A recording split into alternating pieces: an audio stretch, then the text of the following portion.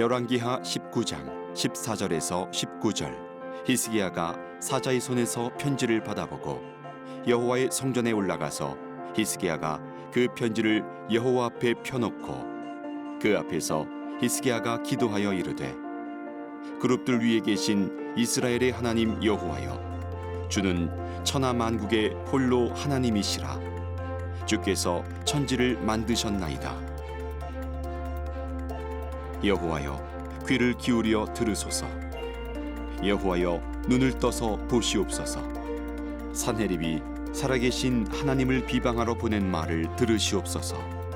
여호와여, 아수르 여러 왕이 과연 여러 민족과 그들의 땅을 황폐하게 하고 또 그들의 신들을 불에 던졌사오니 이는 그들이 신이 아니요 사람의 손으로 만든 것 곧 나무와 돌뿐이므로 멸하였나이다. 우리 하나님 여호와여, 원하건대 이제 우리를 그의 손에서 구원하옵소서. 그리하시면 천하 만국이 주 여호와가 홀로 하나님이신 줄 알리이다 하니라.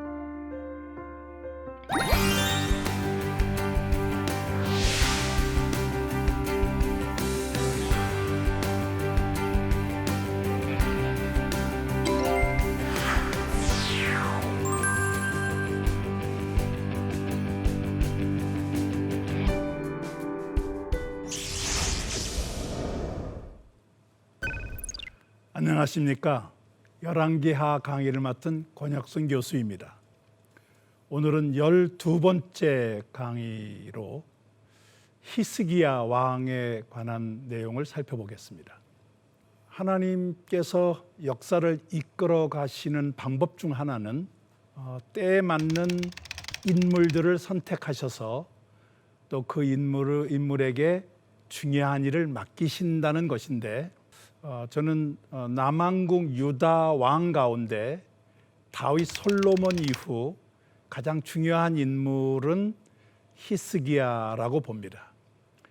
히스기야가 하나님의 역사를 그만큼 중요한 역할을 맡았기 때문인데, 그 내용은 성경이 그에게 할애한 내용에서 찾아볼 수 있습니다. 열왕기하에서 히스기야에게는 3장이나 되는 내용이 할애되어 있습니다. 거기에다가 이사야에는 4장이 히스기야와 관련된 역사가 기록되어 있고, 성경 전체로 놓고 볼 때 11장이나 되는 막대한 분량이 히스기야에게 할애됐다. 그거는 그만큼 그의 역할이 크다는 것에 대한 반증이기도 합니다. 오늘 함께 볼 내용은 유다 왕국 단독 시대를 연 히스기야라는 제목으로 정했고, 오늘의 포인트는 3가지. 첫째, 히스기야는 어떤 인물인가? 두 번째, 그는 어떻게 국가적 위기, 산헤립의 침공과 개인적인 위기, 질병을 극복하였는가? 세 번째는 산헤립의 예루살렘 공격과 구원이 상세하게 기록된 이유는 무엇인가 하는 것입니다. 히스기야는 어떤 인물인가? 그는 아하스의 뒤를 이어서 왕위에 올랐는데 29년을 통치합니다. 북왕조가 멸망한 이후 남왕국 단독 시기가 136년 동안 지속되는데, 그 시대를 연 첫 번째 인물입니다. 앞서 설명드린 대로 다윗 솔로몬을 제외하면 가장 많은 성경 내용이 할애된 인물이다. 열왕기하 18장에서 20장 3장이죠. 이사야 36장에서 39장 4장입니다. 거기에다가 역대하 29장에서 32장 역시 4장인데, 이런 많은 분량이 히스기야와 관련된 역사 내용입니다. 북왕국 이스라엘의 패망, 그거로 인하여서 많은 혼란이 야기됐을 것입니다. 북왕국 이스라엘을 패망시킨 아수르가 계속해서 남하 정책을 씁니다. 그런 위기를 신앙으로 극복한 왕이라고 소개할 수 있겠습니다. 초기의 종교 개혁입니다. 열왕기하 18장 4절에 보면 산당을 제거하였고 아하스에 의해서 더럽혀진 성전을 정화시켰다. 앞서 아하스가 다메섹에 갔다가 거기에서 신전을 보고 매료가 되고 그 제도를 그대로 가져다가 예루살렘에 적용합니다. 예루살렘 성전을 바꾸는 것이죠. 그만큼 성전이 더럽혀졌는데 그것을 정화시킵니다. 그리고 모세의 명령하신 계명을 지켰고 특히 북왕국 지파들까지 참여하는 유월절을 성대하게 거행을 합니다. 물론 이 내용은 역대기하 30장에 나와 있습니다. 특히 이사야와 함께 백성들의 영적 각성 운동을 일으킨 왕으로도 이 히스기야를 꼽을 수가 있겠습니다. 이런 초기의 종교 개혁들을 성실하게 행했던 아하스에게 위기가 닥칩니다. 아수르 왕 사네립이 침공한 것입니다. 성경은 그가 즉위한 지 14년이 되는 해, 그 해는 주전 701년인데 히스기야가 하나님을 섬기는 신앙 개혁을 일으키면서 다른 큰 나라를 섬기는 것을 금지하고 있는 오직 하나님만을 섬기라는 율법 말씀에 따라서 아수르를 배반하게 됩니다. 그것이 이 계기가 돼서 히스기야 제위 14년 주전 701년에 사네립이 침공을 하는데 그때 사네립의 요청대로 은 300달란트, 금 30달란트를 조공으로 바친 것으로 되어 있습니다. 그러니까 초기에 아수르의 요구를 수용해서 위기를 극복해 보려고 노력한 것이 아닌가 싶습니다. 그러나 아수르는 만만하게 그 조공을 받는 것으로 끝나지를 않고 랍사게, 물론 다른 인물들이 함께 등장합니다마는 그 중심 인물이 랍사게인데 이 랍사게는 인명이 사람 이름이라기보다는 직명으로 보는 게 좋습니다. 일종의 야전 사령관 직함이라고 보면 되는데 그 랍사게를 통해서 아수르의 위협이 있게 되고 또 하나님의 구원이 이제 주어지는 내용입니다. 라기스에서 대군을 예루살렘으로 파견을 하는데 그 책임을 맡은 자가 랍사게였습니다. 이 랍사게가 유다의 항복을 얻어내기 위해서 위협을 가합니다. 그 내용을 요약하면 이렇습니다.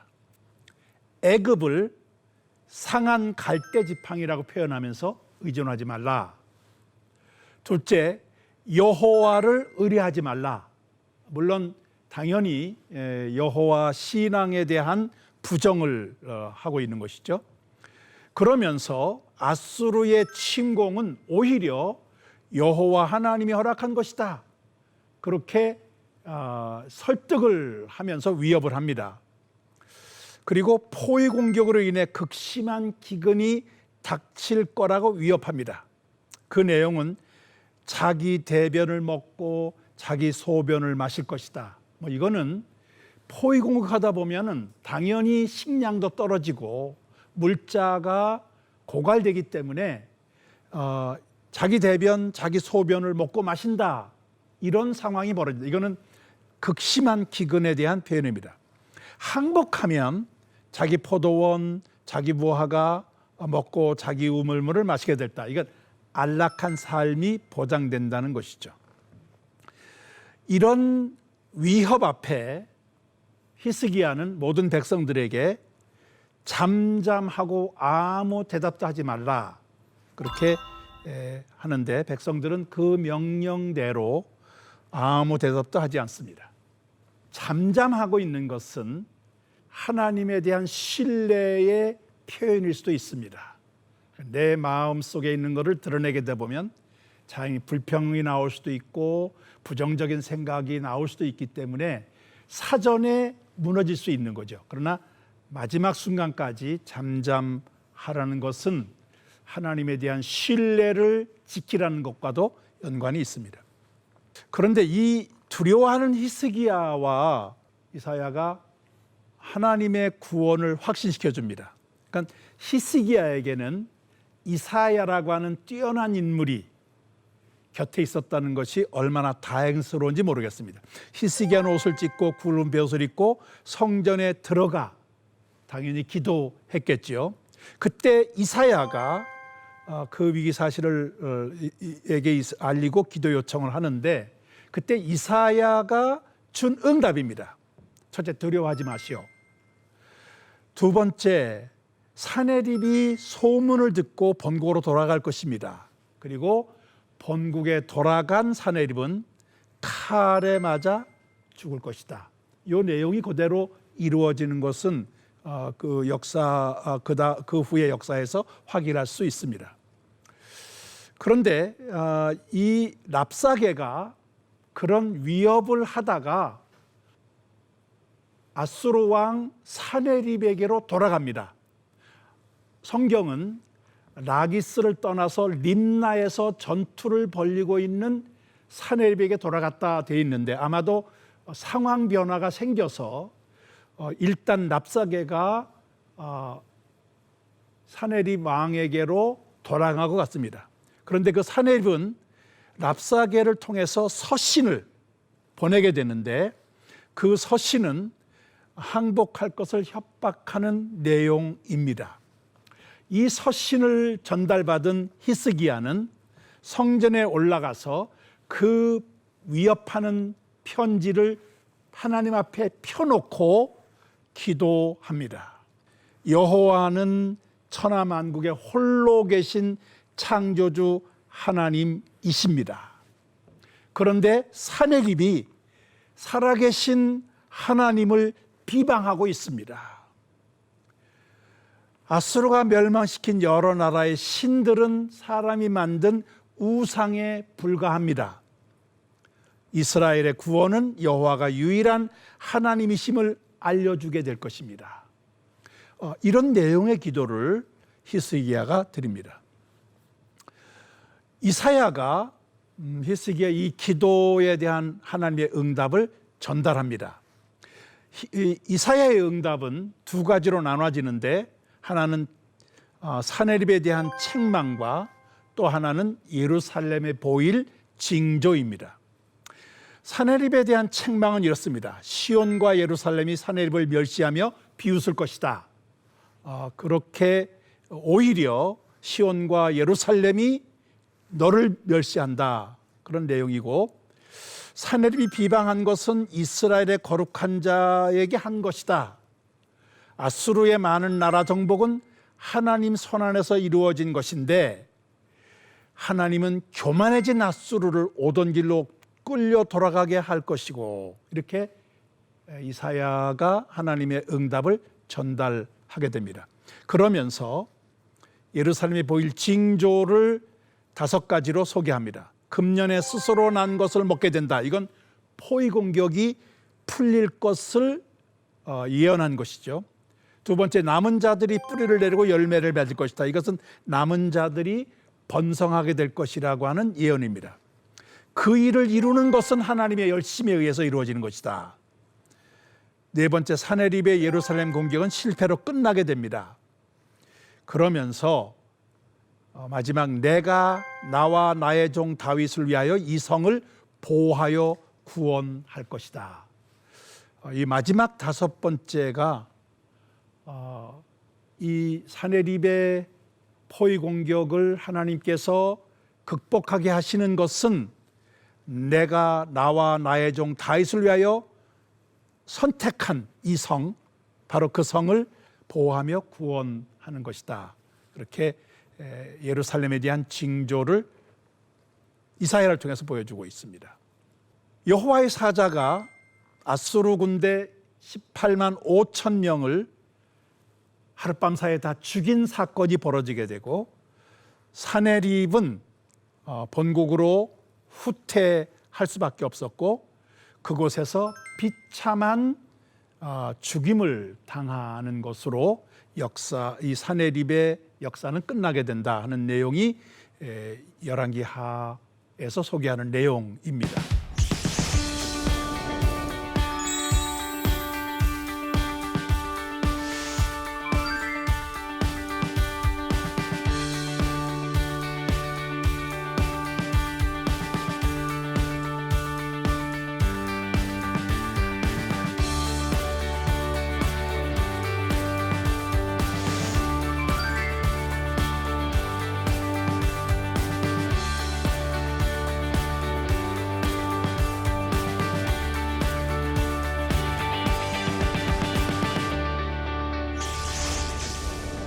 이런 히스기야가 마지막에 가서 다시 한번 위기를 만나게 되는데 그것은 그가 개인적으로 병에 들어 죽게 된 사건입니다. 히스기야가 병이 들게 되고 또 그것을 치유받는 사건이 있는데 아마도 히스기야의 이 병이 나고 치유를 받은 이 사건은 사네립 침입 사건 직후에 있었던 것으로 보입니다. 왜 그러냐면 사네립의 침입이 히스기야 제위 14년으로 되어 있습니다. 그런데 이 병을 치유받으면서 그의 수명이 15년이 연장됩니다. 그리고 히스기야가 통치한 전체 횟수가 29년입니다. 그러니까 14년 플러스 15년이기 때문에 바로 그 사네립의 침입과 그리고 이 치유받은 사건은 거의 비슷한 시기가라고 볼 수밖에 없다는 것이죠. 이 중병에 걸린 히스기야 하나님으로부터 이사야를 통해서 이제는 죽음을 준비하라, 다 정리하라라고 하는 죽음을 선고받는데 이때 히스기야는 통곡하며 기도합니다. 성경에 보면 벽을 보고 통곡하며 기도했다고 되어 있어요. 이사야가 하나님의 응답을 전하는데 치유가 되어서 3일 후에 성전에 올라갈 것이다. 성전에 올라가는 것은 당연히 병 나은 것에 대한 감사 제사를 드리기 위한 것입니다. 그리고 수명은 15년이 연장될 것이다.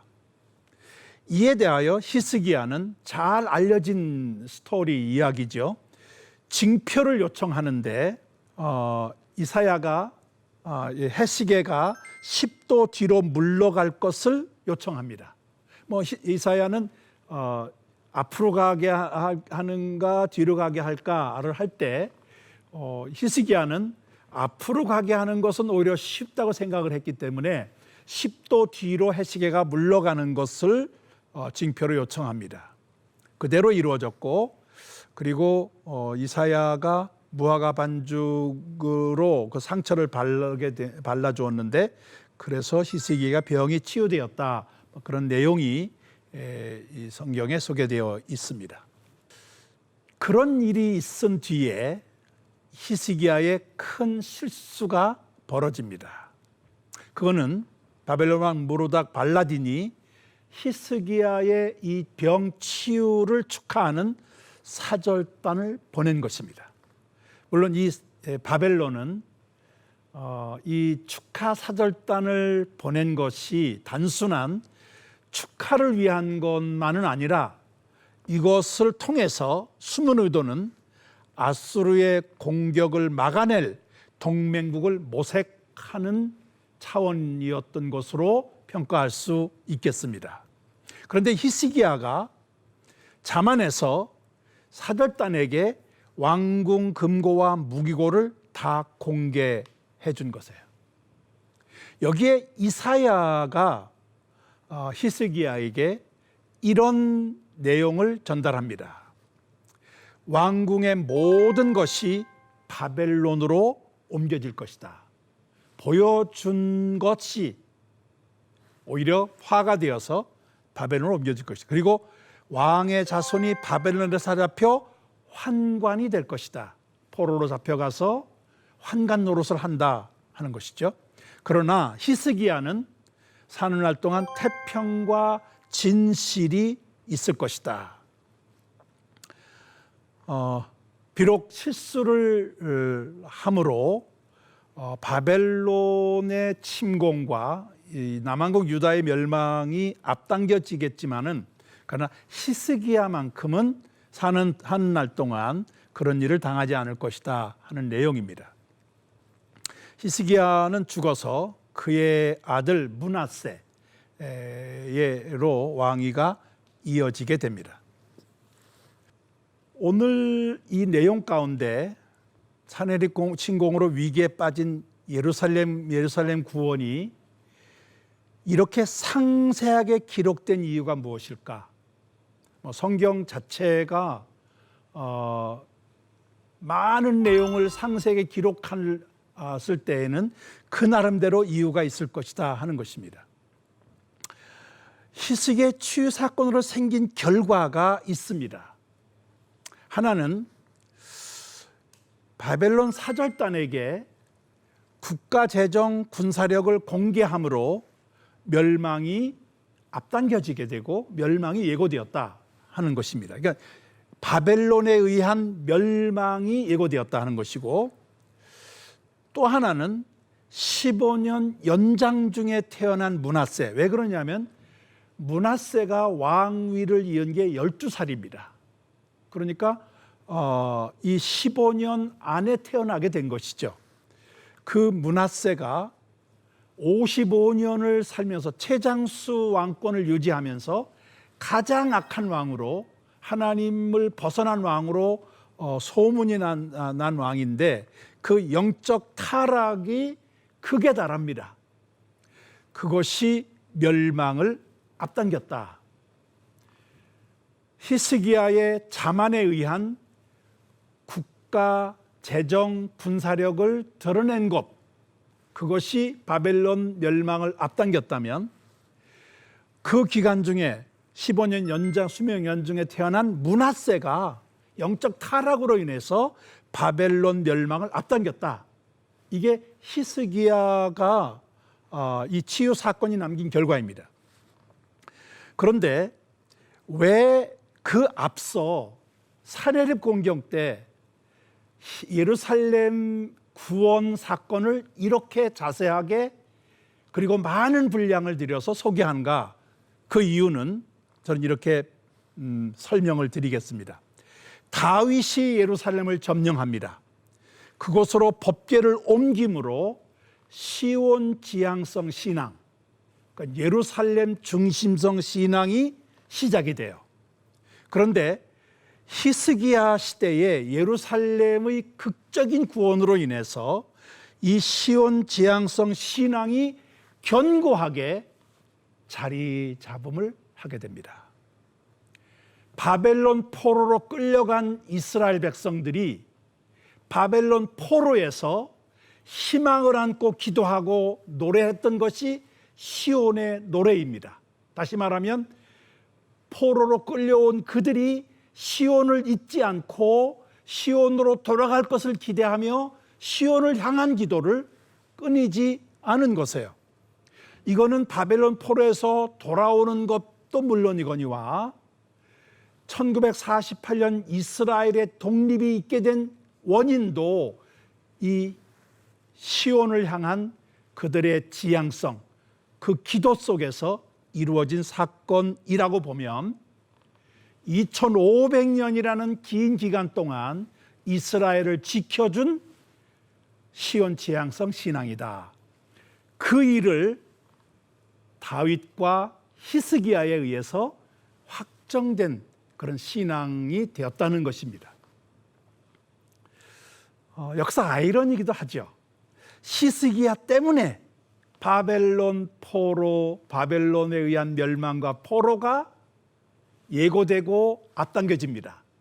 그런데 그 때문에 포로에서 희망을 잃지 않고 고국으로 본국으로 돌아가겠다고 하는 희망의 노래를 부를 수 있는 근거도 거기에서 생겼다는 것이에요.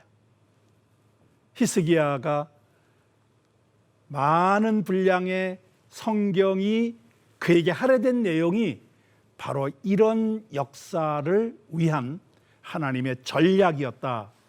저는 그렇게 설명을 드릴 수 있겠습니다. 오늘 강의를 마무리하면서 우리 삶에 대한 적용점 몇 가지를 살펴보겠습니다. 위기는 하나님께 나오라는 영적 초청장이다. 히스기야는 국가적 위기를 만납니다. 그리고 개인적 위기도 만납니다. 그럴 때 그가 보여주었던 해결 방안은 하나님 앞에 나아가 기도하는 것입니다. 사내립이 보낸 위협의 편지를, 서신을 하나님 앞에 내어놓고 기도합니다. 죽을 운명이라고 하는 소식을 들은 뒤에 벽을 향해서 그는 통곡하며 기도합니다. 위기를 만났을 때 그 위기는 하나님이 우리에게 보내는 기도의 초청장이라고 그렇게 받아들이는 게 바른 자세입니다. 두 번째, 여호와를 경외하면 어떤 것도 두려워하지 않게 된다. 이사야가 히스기야 왕이 기도 요청을 받으면서 하나님의 응답을 전달할 때 제일 먼저 전달한 내용이 두려워하지 말라입니다. 여호와를 경외한다는 말은 두려워한다는 뜻이에요. 하나님을 두려워하는 자에게는 어떤 것도 두려운 것이 없다는 의미이기도 합니다. 여러분들 앞에 하나님보다 앞서 두려워할 것은 없습니다. 하나님을 두려워하면 하나님이 우리의 모든 두려움을 다 해결해 주시기 때문에 그렇습니다. 하나님께서 주신 것은 하나님께 드릴 감사이지 외부를 향한 자랑은 아닙니다. 히스기야 왕은 병이 나았을 때 바벨론이 보낸 축하사절단, 그들에게 자신이 병이 나은 것은 물론이거니와 자기가 가지고 있는 부와 군사력을 다 보여줍니다. 그 모든 게 하나님이 주신 축복인데 그것은 하나님께 드릴 감사의 대상이었지 다른 사람에게 자랑할 것은 아니었습니다. 하나님께서 주신 축복을 하나님께만 감사하는 자세, 다른 사람에게 자랑하려고 하는 것을 우리는 스스로 접는 그런 신앙적 절제가 필요한 것 같습니다. 다음 시간에는 남왕국 유다의 마지막 종교 개혁자였던 요시야 왕에 대한 내용입니다. 감사합니다.